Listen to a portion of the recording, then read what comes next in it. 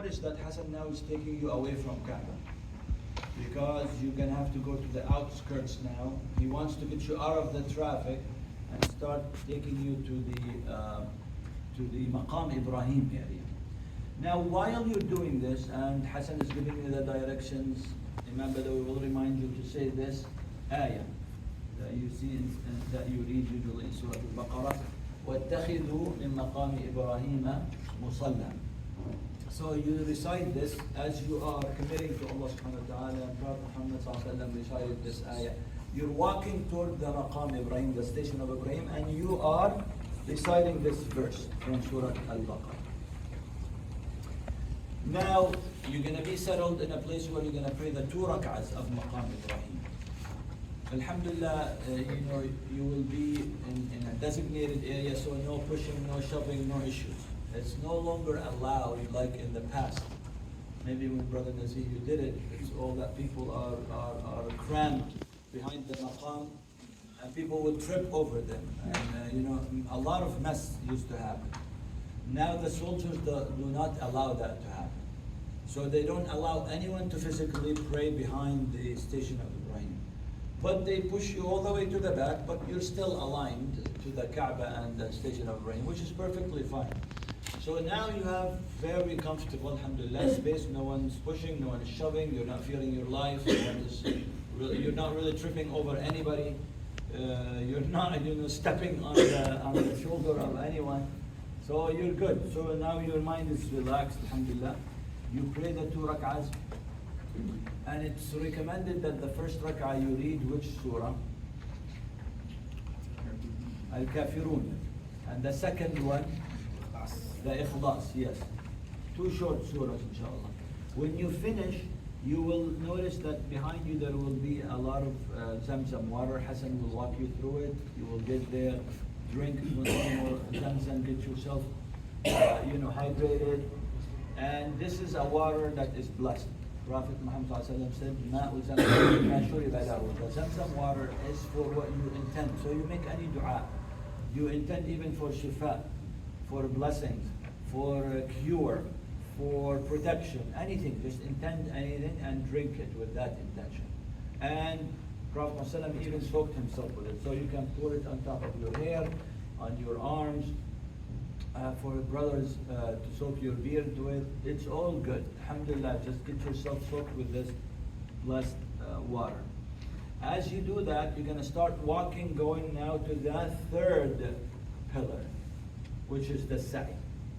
As you walk, you are going to recite this verse, again from Surah Al-Baqarah. إِنَّ الصَّفَا وَالْمَرْوَةَ مِنْ شَعَائِرِ اللَّهِ فَمَنْ حَجَّ الْبَيْتَ أَوْ اعْتَمَرَ فَلَا جُنَاحَ عَلَيْهِ أَنْ يَطَّوَّفَ بِهِمَا وَمَنْ تَطَوَّعَ خَيْرًا فَإِنَّ اللَّهَ شَاكِرٌ عَلِيمٌ. As you walk, you recite this. So you notice now you are just absolutely submitting everything you do, submitting to Allah subhanahu wa ta'ala, as Prophet Muhammad did. Allah is ordering you something and you're walking through it now. Take the station of Ibrahim as a place for you to pray. You just did. Go to the mountains and to the mount of Safa. You are doing it as you are reciting the verse. And then when you get very close to it, you will say, نَبْدَأُ بِمَا بَدَأَ اللَّهُ بِهِ. That we will start with what Allah subhanahu wa ta'ala ordered Prophet Muhammad sallallahu alayhi wasallam to start with. Anyone knows why do you say this? نَبْدَأُ بِمَا بَدَأَ اللَّهُ بِهِ, which is when you climb, you say, no, not with it. We begin, this is the highlighted part. We begin with what Allah subhanahu wa ta'ala began with. Do you know why you're saying this and what's the reason behind that? It has to do with absolute submission, without question. Because you have no answer why you're doing that. Do you know why you're saying this? Anyone that has performed Umrah before?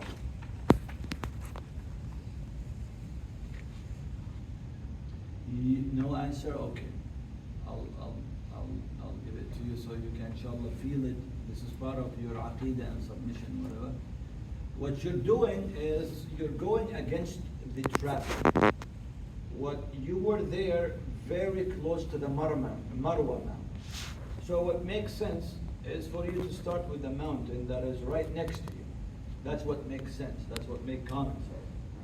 But you have skipped that and walked all the way to Marwa. And now you're going to have to come back. Human mind doesn't make any sense. Why do I need to do this? It's like you're going to a trip here and you're taking double the time because you're taking way longer route. Why do I need to do this? I can just get off on this street, which will lead me to the highway, and that's it. It takes me to my destination. But to take all the belt line all the way to get back and to get off on Highway 70 to go to Crabtree Mall. Why do I need to do this? I can do it just right from here. I don't need to take all this roundabout. But this is the absolute submission.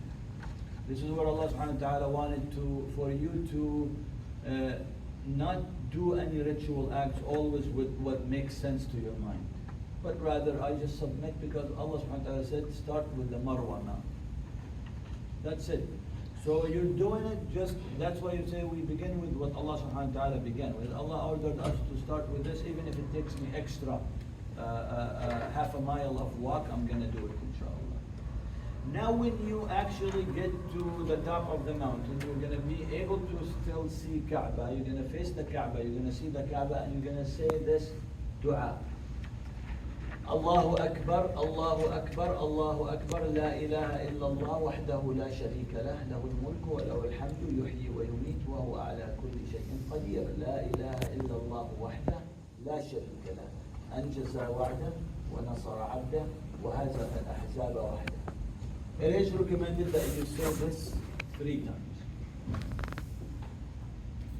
Because this dua and this dhikr will be very comprehensive to the story of Islam in general. You are at the Kaaba. This is the headquarters of the message of Islam. This is where the message was claimed. This is where the Sahaba were tortured. This is when Prophet ﷺ was denied. This is when Prophet ﷺ was given victory. This is where he claimed Mecca again. This is where the Nusra and the victory of Islam started growing. This is when Islam got established. So the whole story of Islam goes around Kaaba. So this is exactly what you are saying in this hadith and this dhikr. After you finish 3 times, you can say a short dua. Anything that comes to your mind that belongs to you and personally relates to you.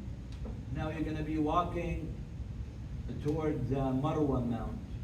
You're going to see huge lights, green lights. This is where men will start running. And now in here you do have space to run. So you're not going to be acting like you're running, but you're going to actually be jogging and running. Of course, to the best of your ability. While you are running, you're going to keep saying this dua, رَبِّ اغْفِرْ وَارْحَمْ وَأَنْتَ الْأَعَزُّ الْأَكْرَمُ. Or رَبِّ اغْفِرْ وَارْحَمْ إِنَّكَ أَنْتَ الْأَعَزُّ الْأَكْرَمُ. That's the dua that you're going to be. And that's for both sisters and brothers. But sisters don't have to run. But you can still say the dua. Now you might ask, why are the sisters are not running, even though this act is to bring back the memory of what our mother Hajar did, right? So it's an act that a female actually did it, and we are making this act still alive. But nowadays it is hard to do because of men being all around you and being so congested. That's why the scholars say the sisters don't have to do that. And remember, this is an optional act. Anyway, you get the niyyah, the reward for the niyyah. Now, you are to do this process 7 times. And each direction is considered to be 1 for you, 1 round. So it's not a full round, just one path is considered to be 1. So when you go from Marwa, from the Safa to Marwa, 1 direction, that's 1. When you go back from Marwa to Safa, that's 2, 3, 4, 5, 6, 7. You start with Safa and you end where? You end in Marwa. And now you exit from Marwa area. We used to also walk back, but now you must exit from the, sometimes you are able, Hassan will navigate through this. It all depends if the gates are open or not open. But then you're gonna leave there. On each mountain again, you're gonna do the exact same thing. On the Marwa, you're gonna stand, you're gonna face the Kaaba. You're not gonna see it on the Marwa because it's all buildings. But you're gonna see people facing the Kaaba, and you're gonna say the same dua, and you're gonna repeat it. Now you're almost done. And remember, now you've done the 3 pillars, the absolute must. Now you're gonna do an obligatory act for both brothers and sisters, which is shave the hair for brothers and cut the hair for sisters. Brothers can still have a short or a haircut. They don't have to, but the highly recommended, rewarded act is for you to completely shave it for the brothers. And for the sisters, you can just do the haircut, which is, so it is almost an inch, yes, like a fingertip. So this is the length of how much hair you're gonna take. So what we recommend is that the sisters would comb your hair all the way to the back and make it more of a straight line and just cut this amount straight. So Wow. that should do. Yes, straight line. Yeah. You From- can't just cut it from No, from the bottom, straight line. Because some sisters actually made that mistake. Yeah, too. just- Just cut the two like from one point and that's Like, take it out, like. Yeah, no. No, just because the only way that because the end of every hair on your skull goes to the bottom line. And so when you cut a straight line, you have really cut every part of your hair. For the brothers, because they have short hair, they can't do that. So that's why they shave it all, or if they need to do a haircut, it has to be a comprehensive haircut. So it's mainly more of like buzzing or having the barber do a full haircut. You cannot do like some people do, just 2 hair from here and 2 hair from here and two hair from here. So it's a full, it's like you're submitting to Allah subhanahu wa ta'ala again as becoming a newborn baby. I have another question about. Okay, let me just finish it and give you all the time. That's all I have. Now, upon completing all the steps above, he or she is now out of the state of ihram and now back to regular state of hil, which allows him or her to go back to normal state of activity without any restrictions. This is what ends your Umrah, inshallah ta'ala. You are done, the Umrah is intact, and you're ready to go with no restrictions. Khalas, you can go back to normal life before you intend to do Umrah again, which we will talk about, inshallah. Yeah, go ahead.